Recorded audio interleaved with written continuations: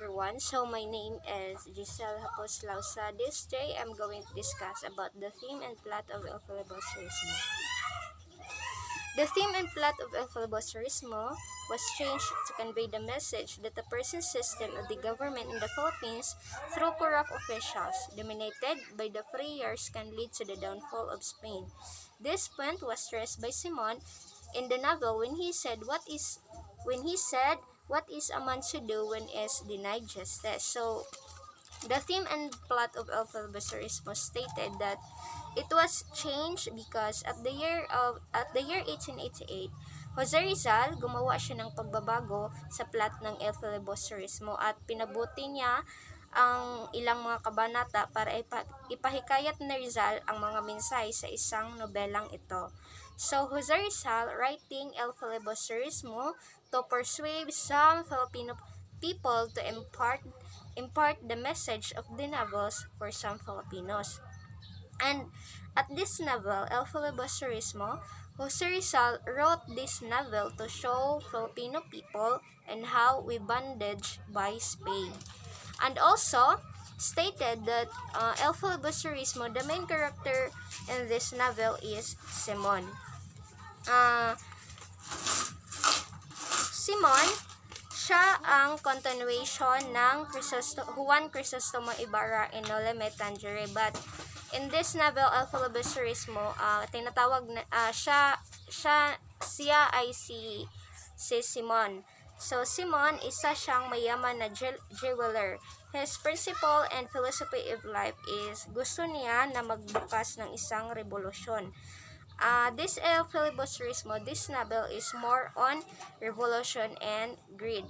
And the translation of this novel is The Reign of the Greed.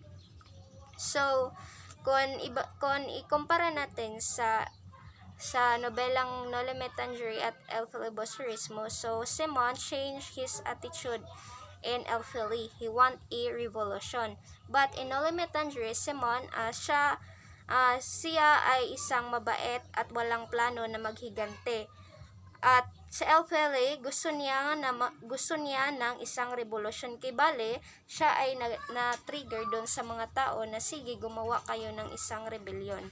So again, as I said earlier, that Simon, his principle on philosophy of life is gusto niyang magbukas ng isang revolusyon dito sa isang nobelang El Filibusterismo.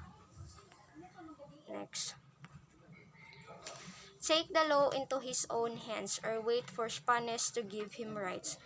From the foregoing, Rizal was very certain that because of the nature and operation of the government, those who are intelligent, generous, hardworking, courageous, and loyal citizens was driving into opposition, crime, and subversion. So this sentence, take the law into his own hands or wait for Spanish to give him right. So this means that if someone takes the law into their own hands, they punish someone or do something to put a situations right instead of waiting for the police of the legal system to take action. Or something is to try to punish someone for breaking a law even though one does not have right to do that, or punish someone without giving police courts. Next. The theme focus on how to reach a social reform and revolution. So when we say social reform and revolution, these are the actions that people undertake to change an existing institution or system or practice with the goal of improving it, or ibig sabihin na gusto ng isang tao na baguhin ang isang sistema sa isang institusyon or isang kilos na mayroong layunin para ipagbago or to improve about this institution or a system. And also this El Filibusterismo represents long-held adherence and aversion of revolution. So as I said earlier, that El Filibusterismo is more on revolution and greed. So that's why I stated that it is a version. The novel dark theme contrasts greatly from Noli Me Tangere, very hopeful and romantic atmosphere. So kung ikumpara natin ang isang El filibusterismo at No Limit Tangere, ang El filibusterismo ay sobrang madilim ang kanyang tema. Why is El filibusterismo is dark theme contrast greatly from No Limit Tangere, because the main character, which is Simon or Ibarra, change and longing for revenge, signifies his last effort for the Philippines freedom, resorting violence as a vengeance for what has happened to him and Nole, and how his previous efforts have had almost little to no effect to the country and the Spaniards' treatment of the Philippines. Next.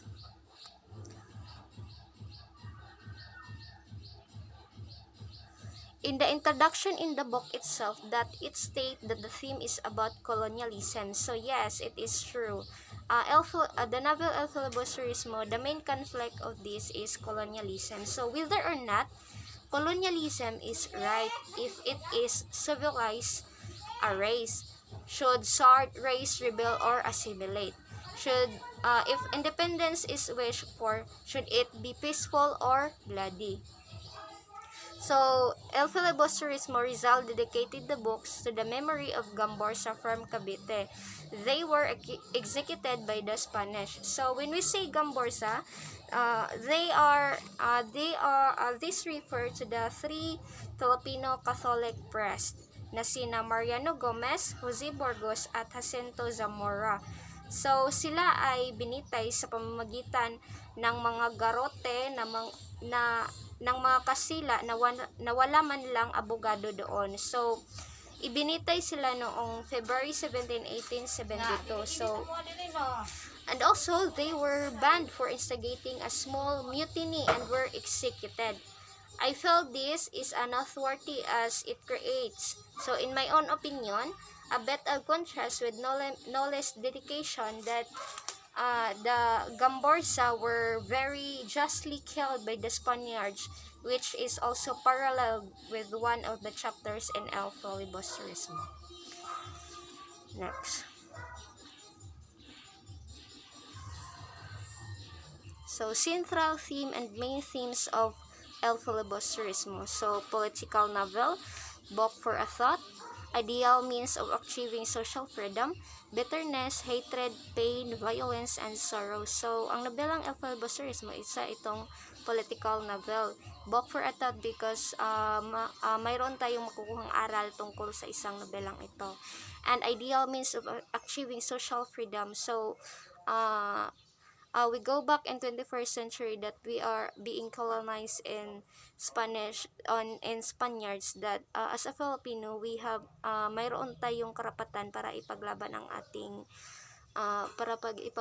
ating karapatan bilang isang Filipino. And also bitterness, hatred, pain, violence, and sorrows, because I said earlier that El Filibusterismo more on revolution. That's why I stated that it is some having a bitterness and hatred and violence and sorrows. Next. Intended message of El Filibusterismo. So this novel, El Filibusterismo, give thought as lessons of yesterday's which still alive today.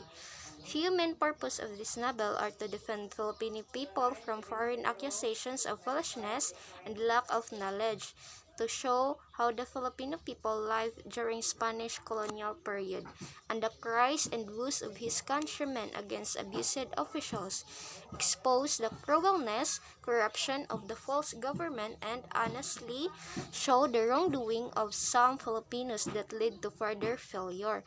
This novel, along with the results organizations that aim to address and reform the Spanish system and its issues, lead to results exile to the Pitan and eventual execution. Moreover, this El Filibusterismo had a profound effect on Philippine society in terms of views and national identity. The Catholic faith and its influence on Filipinos' choice and the government issues of corruption, abuse, and discrimination on a large scale. The issues related to the effect of colonizations on people's life and the cause for independence. So Rizal already did his part. It's now our time to put into action the words and wisdom that Rizal left. So we must not let these words just remain. Main focus of Rizal's novel. So this novel is having a aims or objectives to fighting for freedom, presence of corrupt government, importance of education. So that's all, and God bless.